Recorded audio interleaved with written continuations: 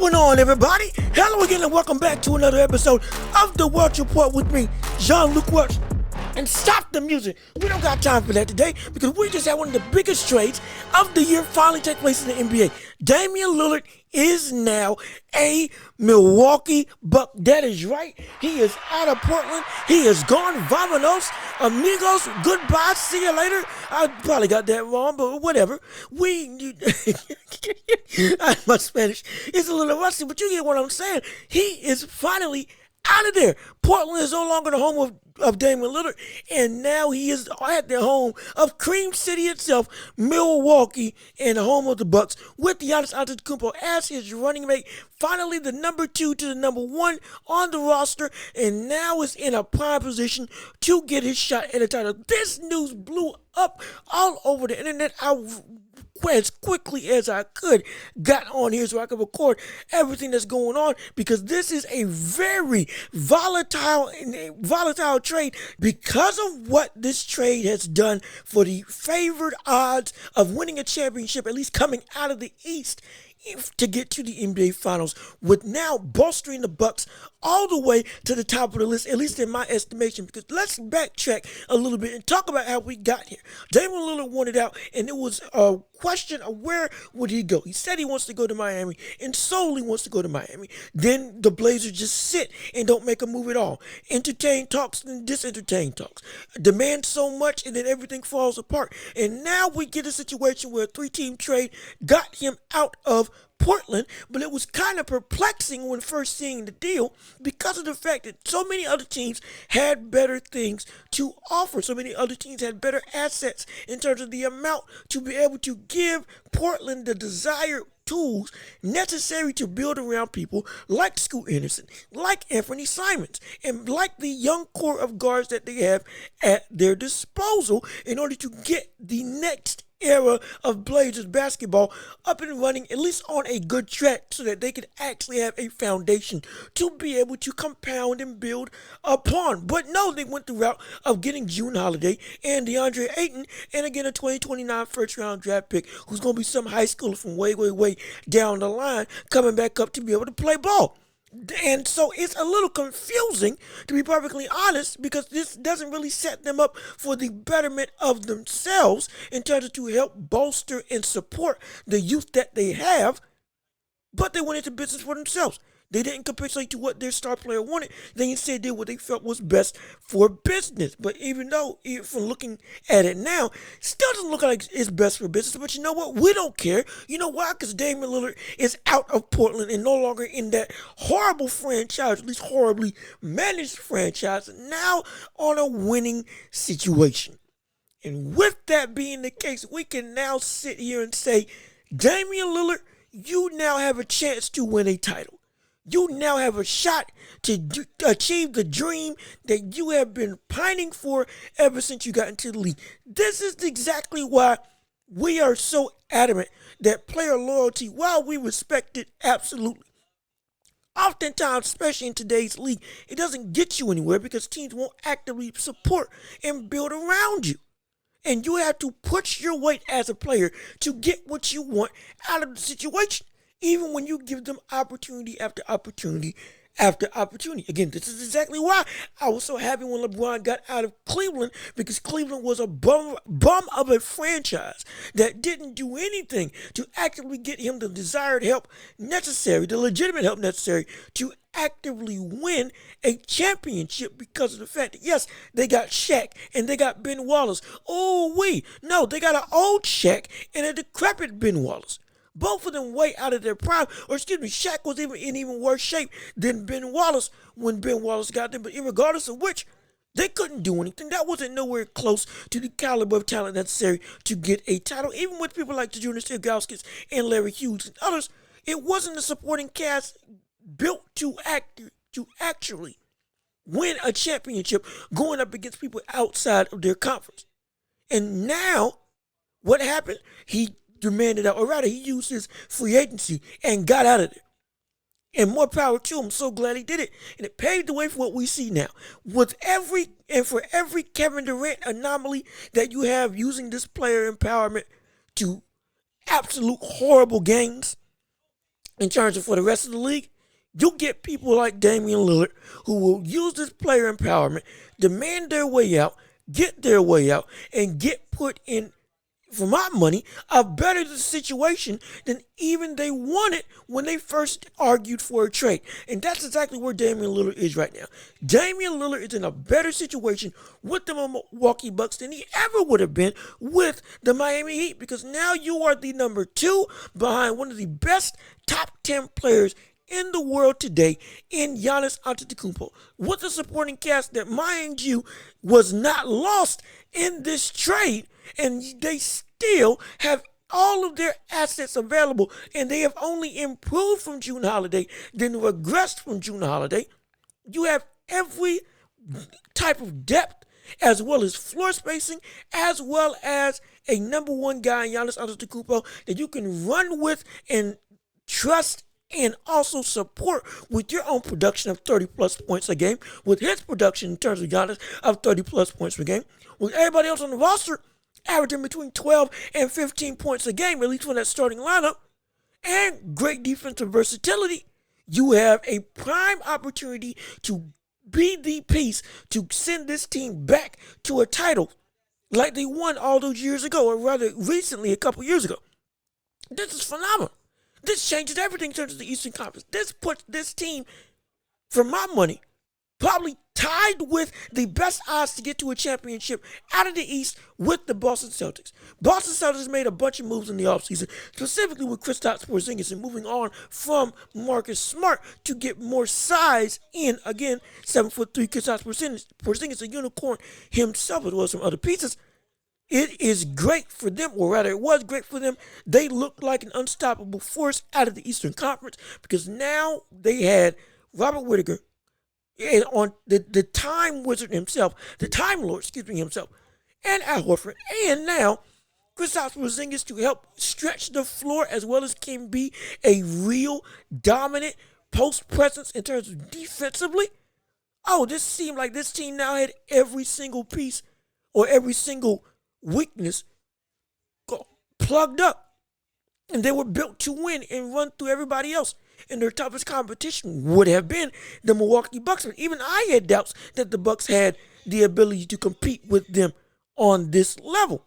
But now, with Milwaukee getting Damian Lillard, this changes everything. This changes absolutely everything. I have them even now to get out of the East. Because this is a situation where you have 2 teams of elite depth, elite talent, elite defensive ability, switchability, transition offense, and the ability to be able to play, whether they're in front or behind, with just the same level of intensity. On top of having one of the most clutch players in the NBA of this generation in Damian Lillard, alongside a former MVP, 2-time MVP, and a former Defensive Player of the Year. This is everything Damian Lillard could have dreamed of. This is everything Damian Lillard could have dreamed of, and this is everything that we as a fan base could have dreamed of when it came to Damian Lillard having an opportunity to win, having an opportunity to be successful, and barring injury, this is going to be phenomenal. If this team can stay healthy, this team is built to make a deep run and arguably get to the finals in all reality. Because this team, like I said before, is built with every single piece necessary for a championship squad. I always lauded this team and always had them as favorites out of the East to get to the NBA Finals because of how completely well-rounded they were built. And the best thing about this whole ordeal is that the Bucks now have a definitive number 2 with the Milwaukee Bucks and their rotation of athletes and players. It's been a situation where even when they won a championship, it has been contested who is the dominant number 2 on that squad. It was for a number of years Chris Middleton, again, the dominant scorer, 21 to 24 points a game, a marksman from three, a phenomenal mid-range shooter. The brother, again, didn't maybe have the best of handles, but in terms of just an outright scorer, oh, he was great. He was phenomenal. And then as years going on, they turned into June Holiday, maybe is the second most valuable piece on the team. With this defense and the underrated ability to score 15 to 20 points every game, as well as have decent three-point shooting. Not phenomenal, but something to where when you need him to come through, he can come through. Now, maybe the postseason this last year didn't show that in the best of light, but regardless of which, he was seen as the second best player. And since that was the ordeal with this team, what did we see? We saw some fluctuation in their production since that championship run. Yeah, they were always good to great, but it seemed like they had lost a little bit of something. That little bit of something may have been that, now of course we know injuries and stuff also took hold of that team in the playoffs. Yes, we get that completely. I understand that. Stuff happens. Life happens. I'm not discounting that at all. But despite that, now with having Damian Lillard as the definitive second best player on the squad, this makes everything on this team so much easier. Because now on the offensive end, they have, while they lost defense in June Holiday, understandable. Offensively, this team just unlocked a whole new dimension. Because now you can run Damian Lillard, Chris Middleton, Giannis Antetokounmpo, Brook Lopez, and whoever else you want as the other guard, and make this team truly a threat from anywhere else on the floor. From anywhere. You can run five out with this squad if you wanted to. Brook can be on the perimeter. Dame can be on the perimeter. Middleton can be on the perimeter. Shoot, Dame will stretch the perimeter all the way to the logo. You now have a Steph-esque level threat in Damian Lillard that causes gravity all the way when he crosses half court, coupled with an interior gravitational force that is Giannis Antetokounmpo that will make it so that you have to double him on the inside. Good gosh, that opens up the floor for everybody else. And subsequently also opens up the floor for the two biggest stars in Dame and Giannis, because now you have a situation where both of those players, because now you can't sag off of anybody and you have to commit to both of those players because of how much they're a threat from their preferred scoring locations, you can't double anybody on this team. Or if you do, you're essentially sacrificing a dominant scorer for a great shooter. That's what you're doing. This is phenomenal. What they lost in defensive ability, they gained in exorbitantly more offensive versatility. This team is scary. This team is outright horrifying. This team has combined essentially a modern day version of if Steph and Shaq played together. Again, I'm not comparing Dame to Steph. I'm not comparing Giannis to Shaq. What I am comparing is what is essentially the doomsday protocol for the NBA league as a whole. When Steph and DeMarcus Cousins were going to play together, everybody remembers that. Amidst the whole height of the Golden State Warriors run on the NBA, when Kevin Durant was also there, and everybody was thinking, oh man, this team just can't get any better. Once DeMarcus Cousins got on that team, it was a situation where we were all, at least I was saying, the biggest thing that we cannot let happen to this league, arguably, potentially even, or just as threatening as KD going to the Warriors, was if the Warriors get a dominant big man on their roster. And that's the one weakness in their game. That's the one weakness in their game. They don't have somebody that can be a force down low to offset Steph's ability to shoot from the outside. Because at least if Steph misses, we can get a board. Or at least we can double Steph and hope and pray that our man-to-man coverage down low is enough to stop whoever they got at big man. But when DeMarcus Cousins got to the Warriors, it was outright pandemonium because now they don't have any weaknesses whatsoever. None. Dominant defensive, dominant perimeter defense all around, and now an interior force in DeMarcus Cousins, who offensively, before the injury, was an absolute juggernaut, and then defensively could hold his own. Not the greatest defensive player, but could hold his own. This was something we were like, just throw away the NBA, throw away it outright, just throw it in the garbage.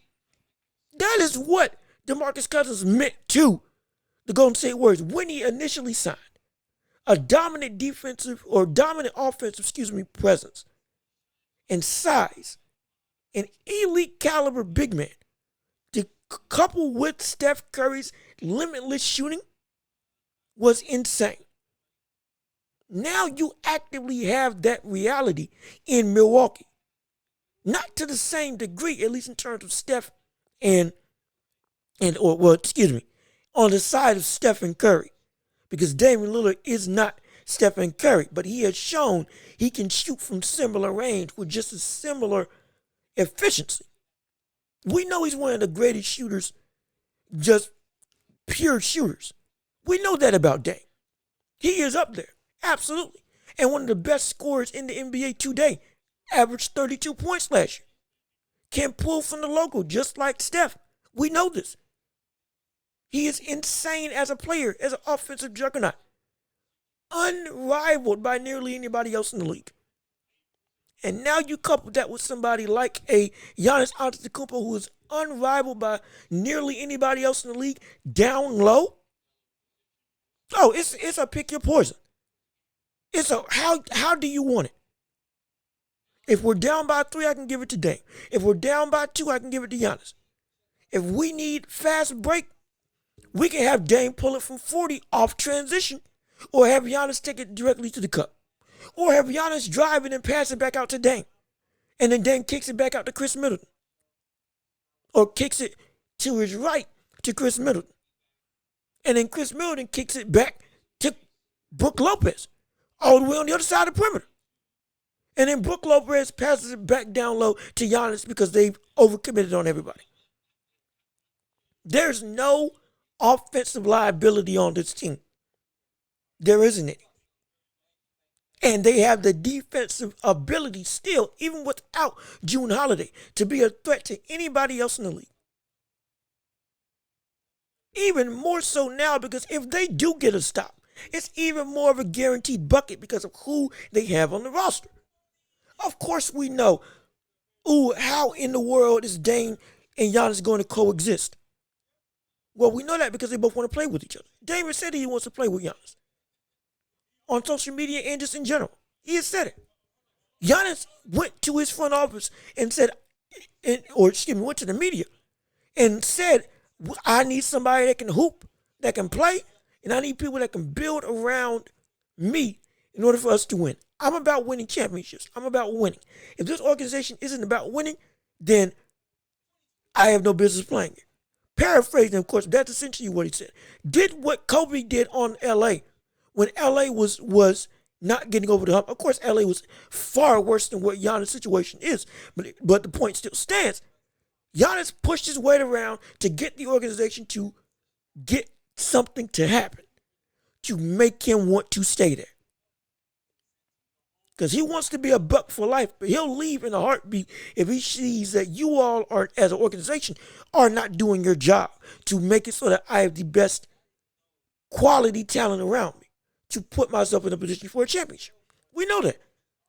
And Giannis did just that, demanded and forced the hand of the front office. And they came through and delivered. Just like with Kobe, when he demanded a trade, and they got Pau Gasol and Lamar Odom.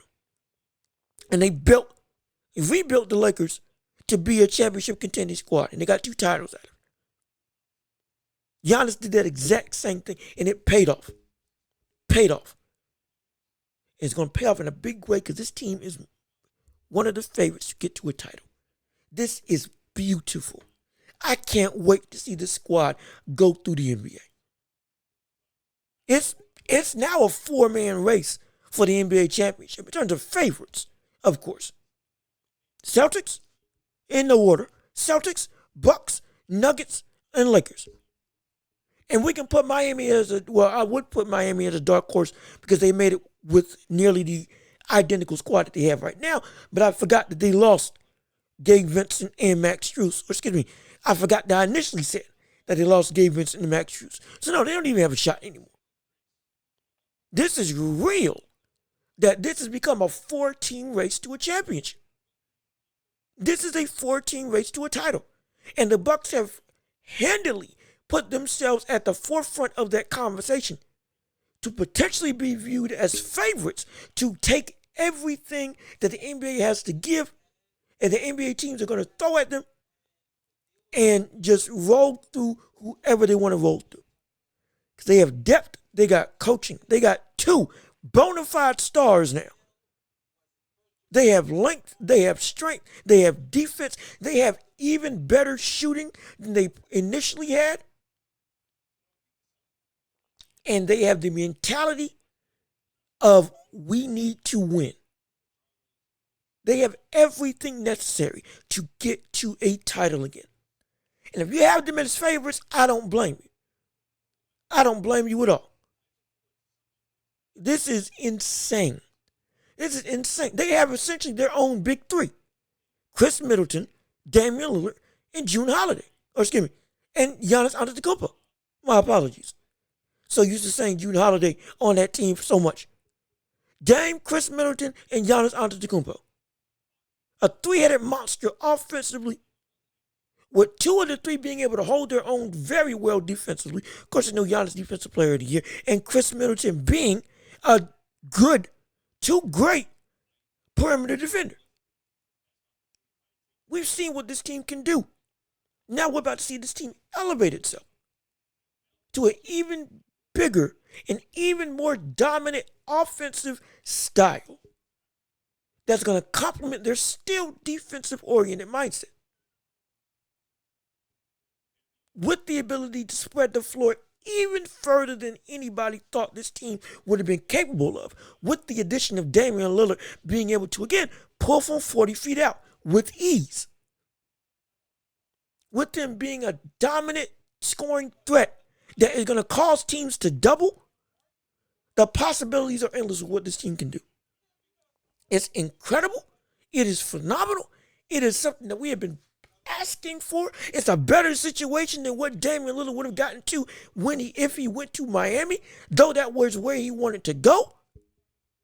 And this is his opportunity to finally get the fair shake at having an opportunity to be a champion.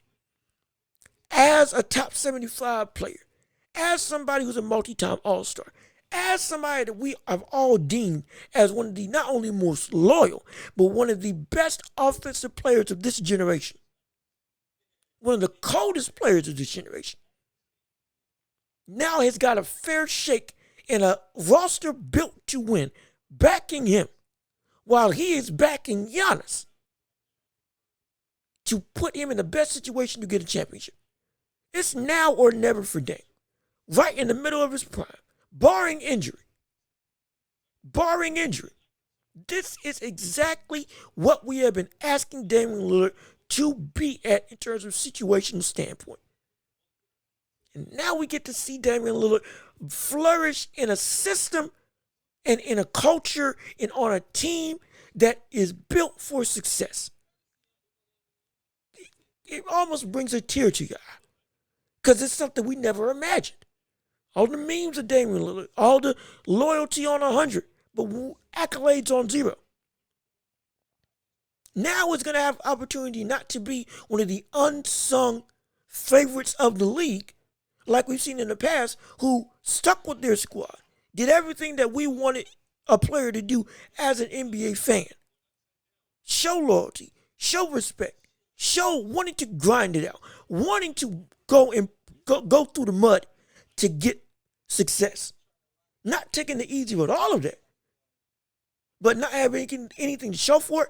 Now you have an opportunity to show something for all of that painstaking work and all of that painstaking sacrifice that you gave to Portland. Forget Portland. For all of their travesties as an organization never amounted to anything because of their inability to legitimately set Damian Lillard up for any type of success. Forget him. Now that chapter's done, and now we get to see a brighter future for Damian Lillard. One that I can't wait to see, and it's going to be utterly phenomenal. I cannot wait for it. Now we have to switch gears on this show to talk about Big Bang Zhang knocking out Joyce in 3 rounds of what I consider the knockout of the year for this year. And because we're talking about a boxing or combat sports portion of the show, we have to step into the ring. That's right. Let's get it started. Round 1 underway of this boxing portion of the World Report, and we have to discuss how in the world did this transpire? What took place in this fight that caused Joyce to get knocked out in 3 rounds? First off, before we even cover that, I was right yet again. Did not call it. I have been on an absolute roll on this level of boxing, or at least for this year. I've been phenomenal calling fights this year. Oh man, I call me Nostradamus. I am the omnipotent one. No, I'm just messing. I'm just kidding. Let me not be. I'm just messing. But I have been showing, hey, you need to stick around on this channel because I know what I'm talking about. And Joyce apparently didn't listen because he fell into the same traps that I said he was going to fall into in this fight. He is not able to adjust to anything.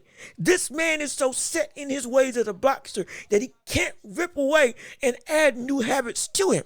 And when he gets hit, what happens? He reverts back to the style that won him all those fights before, because now he is uncomfortable in a stylistically different approach that doesn't suit what he is as a boxer. He can't get away from it. He can't differentiate himself from it. He has to and will always revert back to, I'm the juggernaut. I'm just going to walk forward and take hits.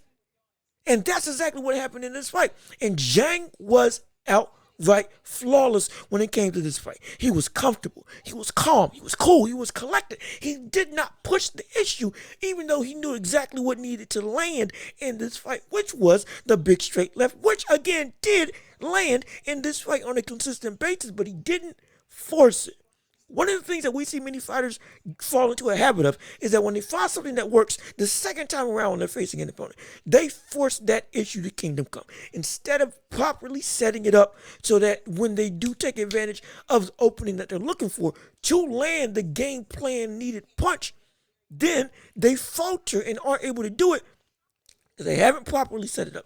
Zhang set it up flawlessly. He was patient. He controlled distance. Instead of blocking and parrying all of Joyce's punches when he was coming forward, he instead took small steps forward and let Joyce dictate the pace by letting him use that probing jab style, that new style that Joyce was trying to do to protect his eye, having his right hand up by his face and his left hand constantly probing and jabbing out. Zhang didn't try to overcommit on those jabs because he was just trying to land anything. He let Joyce try to implement that game plan, try to keep him at bay, control distance, methodically pushed his way inside, and then when the opening was completely there, he took advantage of it, but he opened up the ability to use the left hand and the ability to rise up concerns in Joyce from the fight previously by going to the body, by just subtly jabbing to the body, not trying to force anything that wasn't there. Going downstairs, scoring points, getting some traction, getting some momentum, getting Joyce to have to at least think about what's coming at him, and not just only worry about, oh, I'm getting hit in the face. Now, I can lose this on points if I don't actively counteract this, the scoring opportunities that Zhang is taking upon himself to put himself ahead.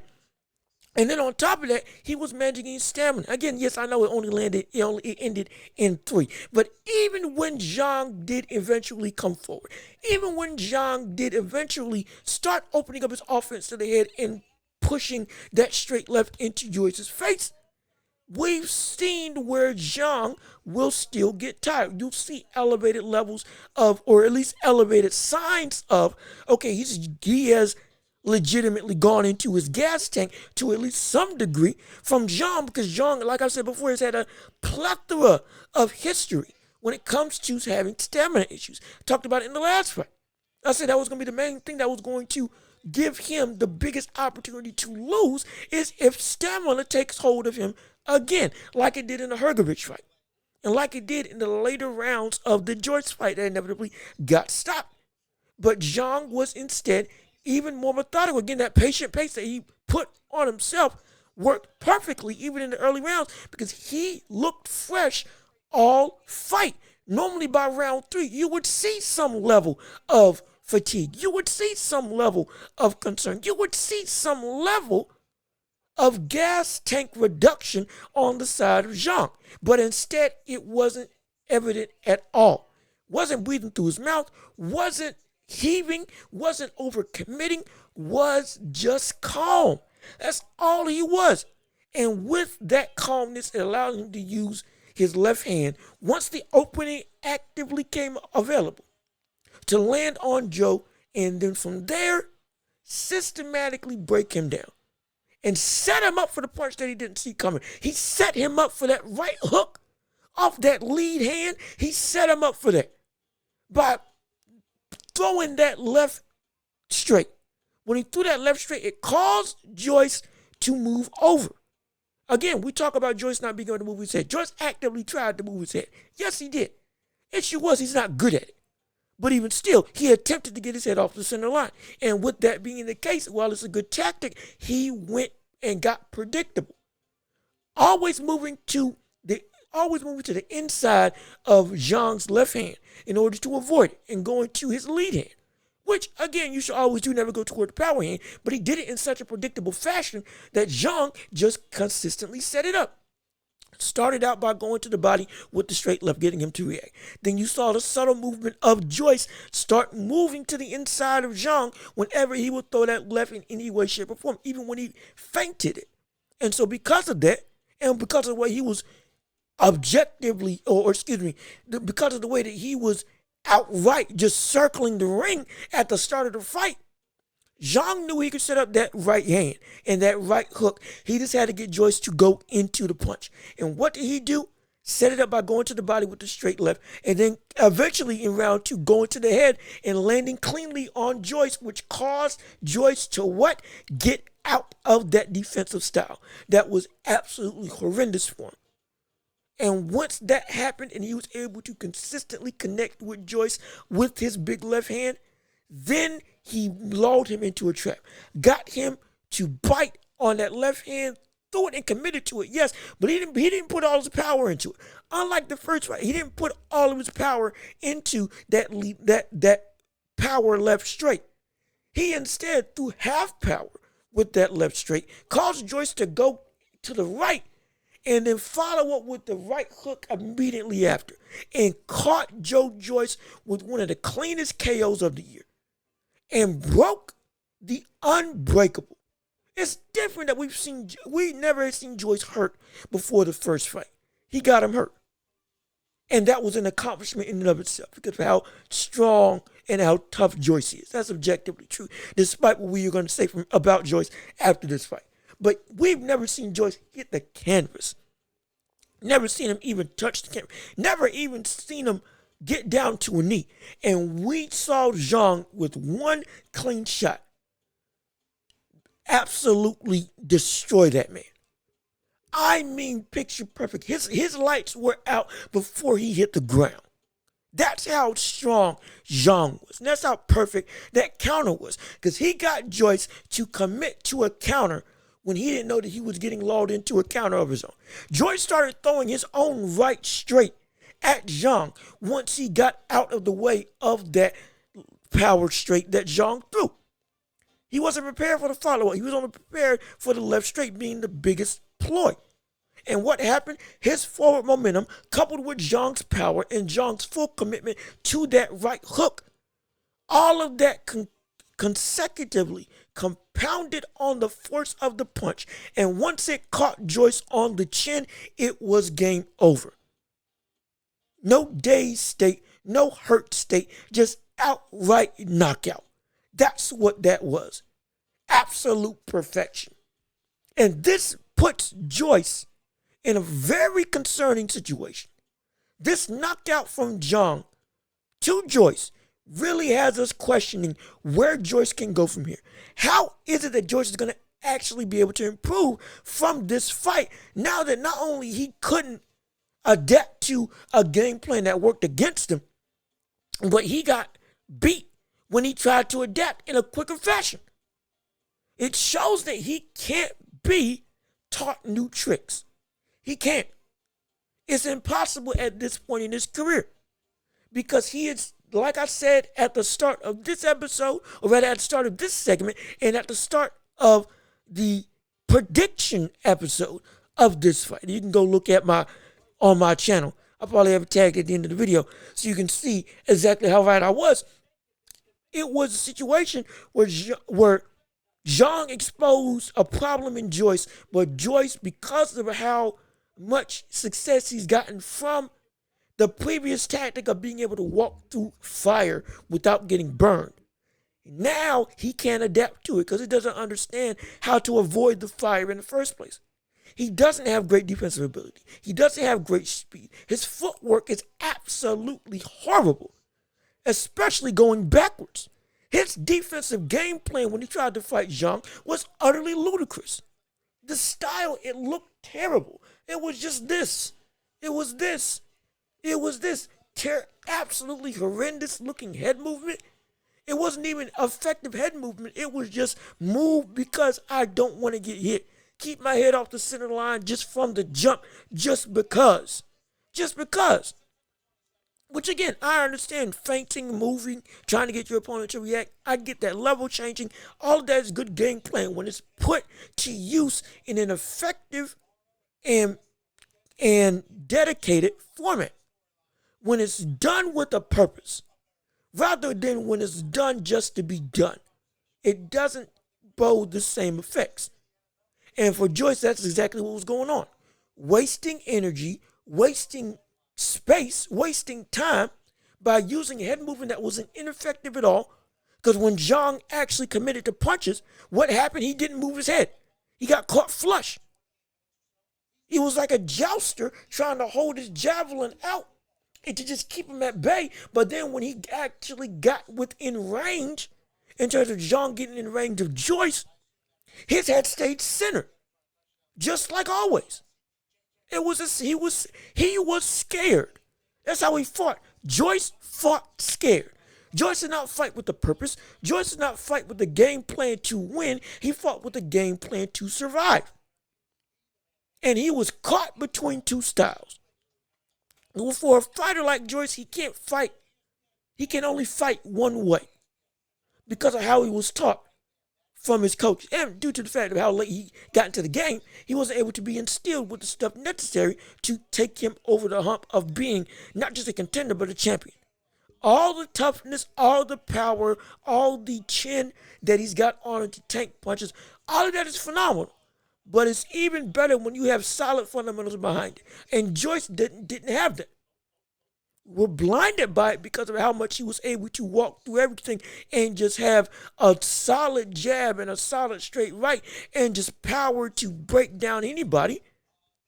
Okay, boom, we overlooked the absolute lack of fundamental skill against somebody that actually knows what they're doing, against somebody who's a silver medalist, against somebody who's an Olympian, against somebody who has the skills to actually challenge for world title contention, like Zhang. Joyce didn't learn that. He didn't learn that. And whoever trained him in this camp did an utter disservice to him by how they actually got him fighting in this fight. He was caught between two styles. The second he got hit with a legitimate shot, with a legitimate straight left from Zhang, he immediately got out of that defensive game plan and got out of that trying to protect his chin and joust around the ring. He got out of that probing jab style that wasn't effective. It was just throwing just to keep him at bay at any given point in time. Once he got caught flush, got out of that immediately. And actually looked more comfortable than he did when he was in that defensive stance, which was horrible. But he looked more comfortable when he just fought like Joyce. But that's exactly what led him to getting knocked out. He can't learn anything else at this point. unless he takes a full 6 months to a year potentially and break himself down and build himself back up from a fundamental standpoint. But on top of being 37 years old, that may be too little too late. It very well could be. We're looking at a fighter now who has gotten outright exposed, for lack of a better term. Utterly exposed in all facets. His power can only get him so far. His chin can only get him so far. And if anything, let's talk about his chin. His chin may very well be gone because of the accumulation of punches. It is incredible to have a granite chin. Absolutely. Problem is, when you rely on that so much, once it runs out, what does that mean for you? We've seen chins go at a moment's notice. Again, Roy Jones Jr., when he went back down from heavyweight to 175 to fight Antonio Tarver, won the close fight in the first fight, second time around, got knocked out, clean, and was never the same. His chin left him once he got back down from heavyweight. We've seen it. We've seen it so much. We know why we laud Evander Holyfield in his toughness and his Iron Man chin. It's because of the fact that he had a chin and he could eat shots, but it was until it was up to a point. But even when, again, everybody's chin life cycle has a certain point, he had such good defensive ability that he didn't need to rely on it. Mike Tyson had a phenomenal chin, but he didn't rely on his chin. He relied on head movement, sound fundamentals, incredible understanding of the fundamentals of boxing, and defense to keep him safe. Again, with Mike Tyson, it wasn't until Cus D'Amato died and after winning his championship that he got people that weren't in his corner to let him go awry. And while we saw the career of Mike Tyson go the way it went, again, if Mike Tyson had Cus D'Amato and or Don King didn't do what Don King does, which is ruin boxers, take away his team, take away the people that actually cared about him, and put Don King's own team around him in order to train him. And if Tyson had the actual people that cared about him to stay in his corner and had the team that got him to a title to stay with him throughout his entire career, I don't think he would have lost to Evander Holyfield. But that's me. But regardless of which, it's a situation where both of those fighters, they did not rely on the chin to just go and run through everybody. Sound fundamental ability coupled with great toughness and a great ability to take punches if you do get caught allow for them to be successful. Joe Furch had a phenomenal chin, but he also had instinctual defensive head movement. Phenomenal. A rhythm of its own that nobody's been able to replicate. George Foreman had a phenomenal chin, but once he got to the second half of his career, after he came out of retirement at the age of 45, or 43, 45, he then trained with Archie Moore to understand better defensive awareness, better defensive soundness, and better ability to set up shots and be an all-around, more technical boxer to make up for his lack of ability to be a mover, because he never had great feet. He was athletic at his prime, absolutely. But he understood how to mitigate the loss of footwork in his older age with technical soundness. Joe Joyce at this point in time, however, and with how quickly his clock is running out, he doesn't have a 15-year break to recover. He probably doesn't have the ability in terms of boxing talent, nor just athleticism as a whole, to be able to keep up with the next generation if he did come back 15 years later. But his clock is running out, and right now he hasn't shown an ability to meld defense and offense together. It's one or the other. It's one or the other. Either I'm offensively great and I'm out jabbing you with my length and bludgeoning you with my strength like I did with Joseph Parker and with Daniel Dubois, or I'm completely defensive and I'm just a shell that you can wail away on. That's what Joe Joyce is at a crossroads with. He can't fight in the same style, or he can't meld those two styles together. It's one or the other, and we saw it in this fight. It's a switch. It's the flip of a switch that he has to flip on and off if he wants to be offensive versus if he wants to be defensive. He can't fight like that. He can't win like that. And his chances of a title are absolutely gone. They're gone.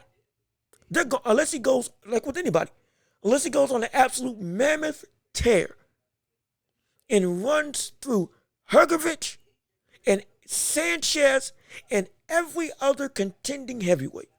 Ruiz, Ortiz, all of them. Unless he does that, he ain't got a shot at the title anymore. His title opportunity is done. His window is closed. That's it. He wants to come back, and I hope he comes back. Well, let's look at reality in the world of boxing. He is done. Frank Warren's not going to walk away from him, at least I hope not.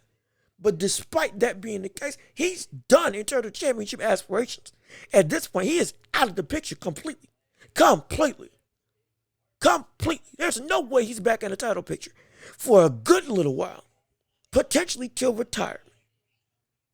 Or now used as a journeyman or as a gatekeeper for the next generation of heavyweights like Jared Anderson. That's exactly what we can look at. That's what's going on with Joe Joyce. He can't fight fundamentally. His footwork is laughable. His defense is utterly horrible. And his chin, the hour has now run out. His ability to tank punches now may be gone. Or, let's be perfectly honest, maybe nobody was able to actually land on Joyce with the necessary level of power to hurt him in the first place. Daniel Dubois was the heaviest puncher that Joyce has faced in his career, up until Zhang. But Daniel Dubois was still undersized in terms of Joe Joyce. That's a fact. Even with Daniel Dubois still having legitimate power, again, we saw what he did with the body shot on Usyk, which I still think is a body shot. It's still a situation where somebody had the power but did not have the technical ability to land it on a consistent basis. Now you go against somebody that actually had the power but could have a consistent way to land it on you. Oh, you can't take it. You can't take it. When you got a puncher that could punch on your level, like Daniel Dubois when he fought you, but had the legitimate technical ability to get to you consistently, you can't take it. You ain't faced somebody that can set you up like that. Joe Joyce in his short career hasn't faced somebody that can have the IQ, ring presence, and the countering ability, as well as the ability to set up what they want to do on their opponent on the fly. He ain't faced somebody like that yet. He hasn't. Oh, you want to say Joseph Parker? Okay, I'll give you Joseph Parker. And Joseph Parker was landing clean on Joe Joyce. Problem was he didn't have the power to be able to withstand it or to be able to hurt him. He didn't have the power to hurt him when Joe Joyce fought Joseph Parker. Parker was landing flush, utterly phenomenal shots in terms of getting through the guard of Joyce. But Joyce was able to walk through because he wasn't affecting him. It didn't do anything. He didn't have the power. But once you faced off against somebody that had the same level of speed as Joe Joyce in terms of Big Bang Zhang, as well as the power to hurt you legitimately, now what are you going to do? And the answer is nothing. Because when you can't walk forward, what do? You walk back. And you have the same problem that Deontay Wilder has as a boxer. You can't fight going backwards. At least now we've seen Wilder be able to understand. We know Wilder can at least land the knockout straight right from any position, forward or backwards. As a boxer, he's still not there yet as from a well-rounded perspective. We understand it.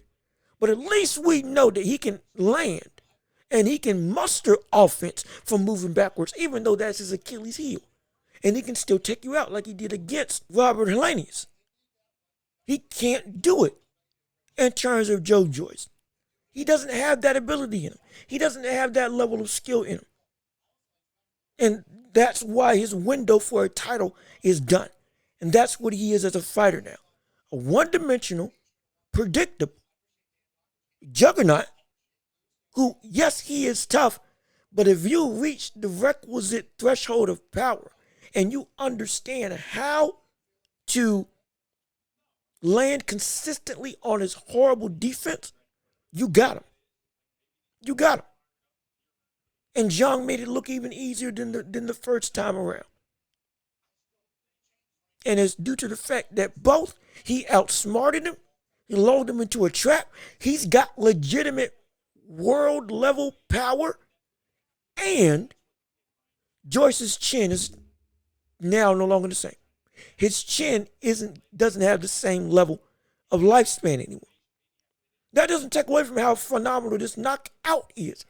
We've never seen Joyce again hit the canvas, let alone get a one-hitter quitter done to him. Known as one of the better chins in all of boxing. It is, Zhang was the guy to break that. That's what makes this incredible. Zhang was the man to do the unthinkable on Joyce. Not beat him, knock him out. Make that chin null and void. He was the guy that did that. Accumulation and all. He was the man that had enough power to make that accumulation of shots on Joyce come to a head. He's the one that cracked the impenetrable rock. He is the boulder that cracked the mountain. He's the yell that caused an avalanche. Whatever analogy you want to use. He's the guy that dismantled Joyce's chin. And Joyce won't be the same after this. He won't. He just won't. Joyce won't be the same after this. Because now his main level of defense is gone. He can't walk through shots anymore. Unless it's against a non-puncher. He can't walk through shots anymore. It's impossible. He can't do it. Especially if he wants to keep being in contention for a title. He can't do it anymore. It's impossible for him to compete for a title and walk through shots. Because everybody at this stage in his career, if he wants to get back into title contention, all can crack, all can punch, and all can knock him out. Now that Zhang has ruined the chin of Joyce, or at least shown that it's vulnerable, and weakened it, at minimum, that's what he's done. And Zhang, speaking on Zhang is now shown, one, that it isn't a fluke that he got the knockout, or that he got the stoppage in the first one. Two, that his power is legitimately world level. And three, that he is somebody that everybody in the heavyweight division needs to look out for. His hand speed, coupled with his IQ, coupled with his now seemingly improved level of stamina, bodes a tricky task for anybody in the heavyweight division. And he called out Tyson Fury. And I would love to see that fight. Yes, we know he's fighting Francis Ngannou. Nobody wants that fight, but we're all going to watch that fight. Absolutely. But once that's done, and let's say he doesn't fight Usyk afterwards, though the rumors are swirling around that fight may happen in December with the whole Christmas wish list that his promoter or one of his managers keeps going around telling everybody that, they'll bring up a Christmas present that we won't ever forget in Saudi, potentially. He's trying to be cryptic instead of saying what's out and out potentially going to happen. But let's say that doesn't happen, which right now I'm banking on it won't until it actually is announced and signed and promoted. And until we see the first press conference. Until that happens, if Fury doesn't fight Usyk, I would love to see him fight Zhang. I would love it. Zhang's already been the mandatory. He already won it and deserved it. I forget if it's either one of the belts for Usyk or for the belt of Fury. But either way, I would love to see him fight Fury. Love it. Size on par with him. Power, more powerful than Tyson Fury. Yes, he is. Zhang is stronger than Tyson Fury, though Tyson Fury is bigger. But with the IQ of a Zhang, coupled with the power, and if the stamina holds true, and his ring IQ that he has around him, again, the silver medalist in the Olympics. This man knows what he's doing in the ring. He just ain't gotten the opportunity that we've seen other boxers get, though his talent was sufficient. Hrgovic was the first fight that we all got to see him in his full array of talent. And I believe he got robbed, as many others do. But that was the first widespread level of notoriety that we got to see from him. Joyce was the biggest notoriety that Zhang's gotten in his career. But Hrgovic was the first. And the first for me as well. And we got to see Zhang show phenomenal boxing ability and a skill set that is of the elite. Hand speed is great. IQ is great. Defense, it can be phenomenal when he's on it.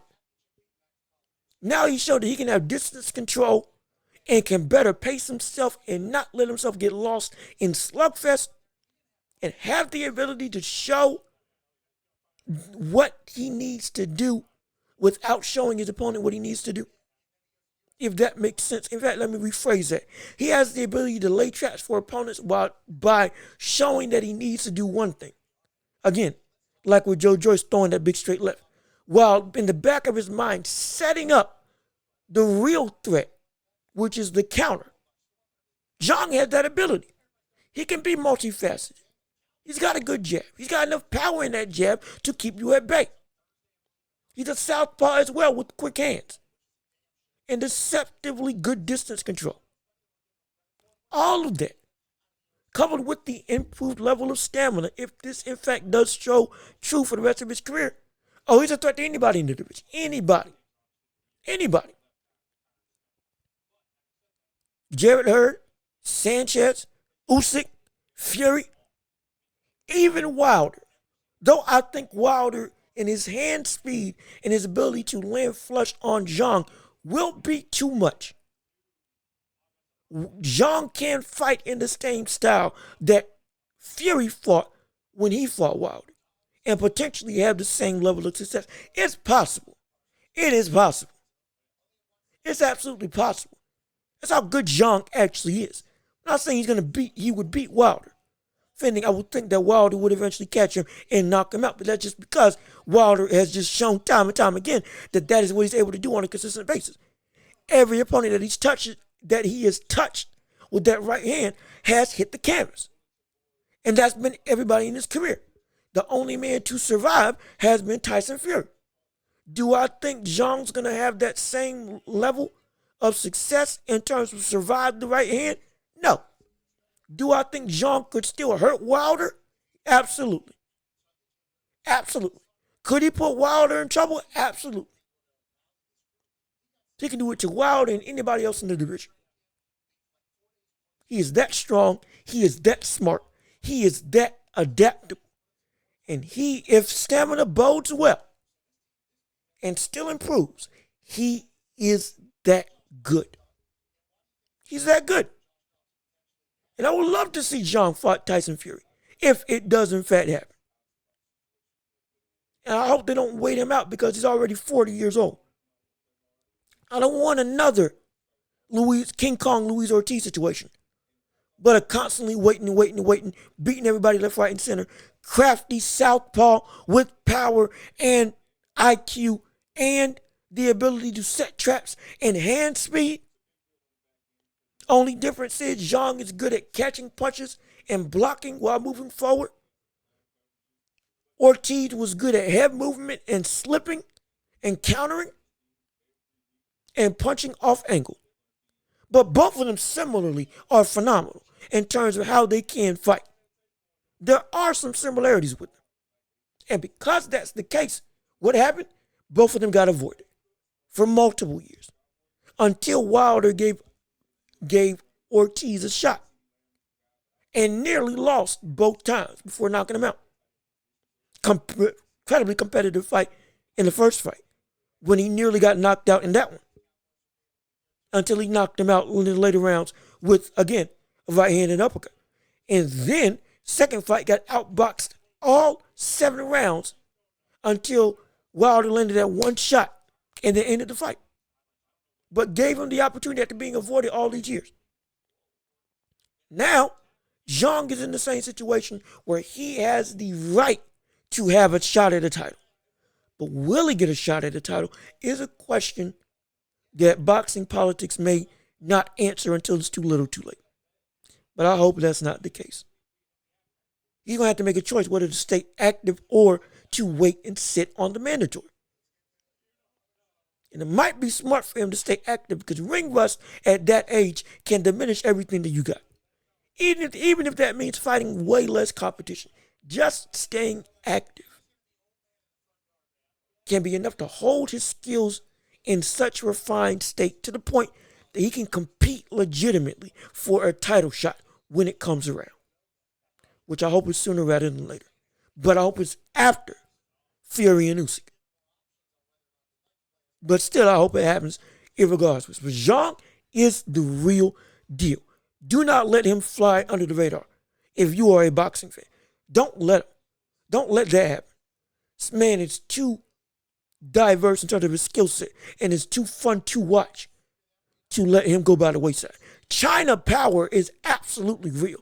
That Chinese power that he has is legitimate. It can take on the world.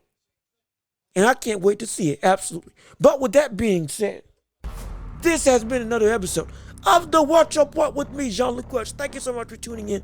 Thank you so much for listening. Oh, I almost forgot to say at the top of the show with all the Damian Lillard news and stuff coming about. Leave a like on the video. Comment your thoughts and opinions. Subscribe to the channel. Share the show with everybody that you know to build up this empire together. Absolutely. But I've been Jean-Luc Welch. Y'all have been beautiful and wonderful. Thank you for tuning in. Thank you for listening. We're available on every podcasting platform. Find us, give us 5 stars so that we can make this show even more widespread. Y'all be safe up until next time. Peace and love. We are out of here.